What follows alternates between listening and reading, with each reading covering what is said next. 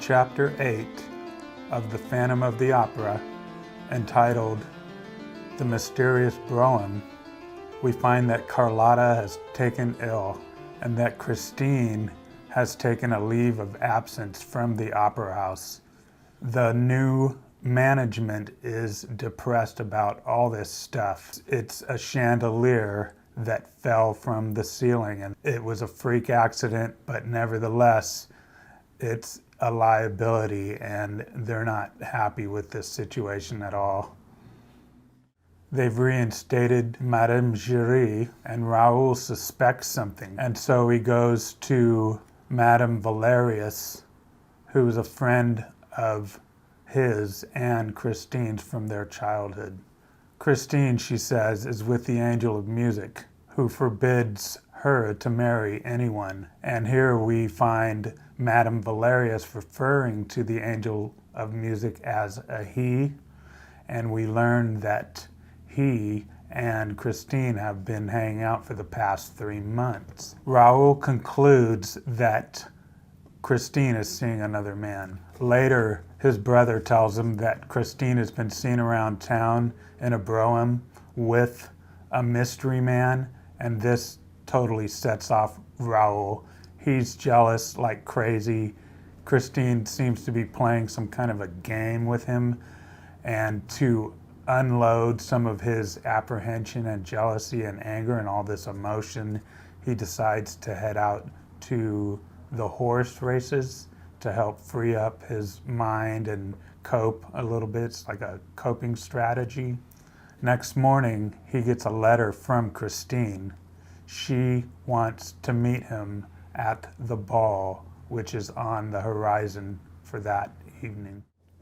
Chapter 9 of The Phantom of the Opera, entitled At the Masked Ball. At this point, Raoul figures that Christine is being manipulated by her singing coach. That's what he's boiled it all down to.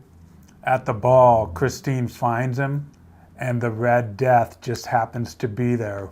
The Red Death is a title given to the opera ghost, the voice, all these different references to one individual. Here he's being called the Red Death because he's dressed in a red gown and he has the Death's Head mask on, which he seems to favor most. He dares to confront the Red Death, but Christine prevents him from doing it. And Raoul grows cynical about the situation because he's starting to figure that Christine actually likes this guy. It's a mystery and it's becoming problematic for him. He pleads for the straight up truth from Christine, and she continues to prevaricate. She is just not willing to let loose on any of the details about what's going on with this person, this Red Death, this opera ghost, this singing coach. It's all very baffling, and it continues to just completely frustrate Raoul. It is a tragedy, she says. She walks away, and so Raoul, not knowing what to do, heads to her dressing room, and he's looking around for more clues as to what's going on, and he hears some rustling, someone coming towards the dressing room, and he hides, and Christine enters. And here we have a scene where Christine starts talking to a mirror that's in the room, and she mentions for the first time the name of the voice that's been speaking to her, and we learn that it's the name of Eric. Raoul overhears this, and he even takes the initiative to barge in on the session, and lo and behold, some crazy, nutso, hallucinatory event occurs in which Raoul starts spinning, and he's seeing all these different things going on in his mind with Christine and the mirror. It's at this same moment that Christine vanishes from the room. Chapter 10 of The Phantom of the Opera, entitled Forget the Name of the Man's Voice. At the home of Madame Valerius, Raoul finds Christine there, like the next day. Raoul expresses concern for her situation, and he emphasizes the danger of this situation.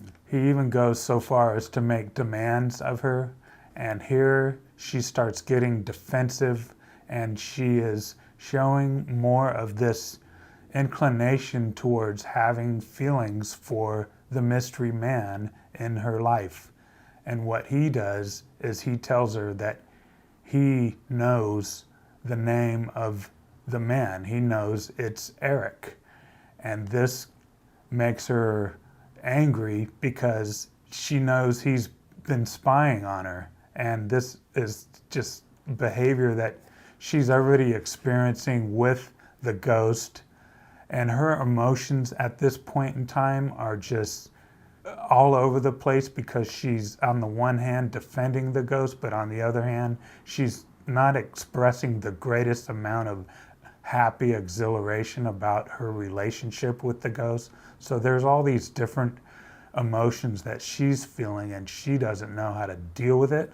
In the end, the only thing that she can do at this point in time is that she promises to contact him on the very next day.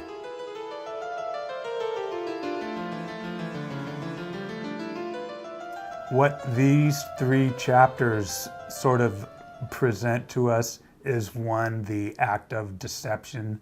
So we have mentions of the mask earlier, that Parisians wear masks to hide their sorrow and grief, but we also see it being used here as a way of exhibiting criminal behavior. The opera ghost is using his mask, his way of concealing his identity, to act in ways that are not in line with social norms. He's basically a criminal, and he's hiding under the guise of a mask to help him enact his criminal activity. We also have the attribute of stalking and control. The opera ghost exerts great energy in trying to manipulate Christine's behavior. He even employs mesmeric singing to draw her into a trance. We also have the attribute of women's rights appearing in the narrative at this point. What happens is that Raoul is interrogating her, and he's questioning her, and he's trying to get her to do things that he wants. She already has that problem with the opera ghost, and at this point she's just about had enough, and she fends for herself, much to the extent that even Madame Valerius sticks up for her, and it flusters Raoul, but there's nothing he can do, and she sticks up for herself. And this is kind of a theme that is really prevalent throughout society in the early 20th century, late 19th century period. Lastly, we have the strangest love story ever, because on the one hand, Christine is telling Raoul that she loves him, but she's also professing an affinity for the opera ghost. So she's kind of torn between 2 lovers in some ways, though she does recognize the benevolence of one and the sort of danger of the other.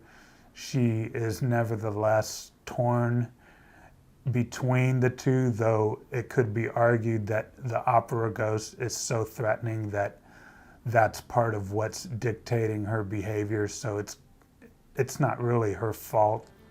The only thing that we can really ask at this point is, I wonder what's going to happen next.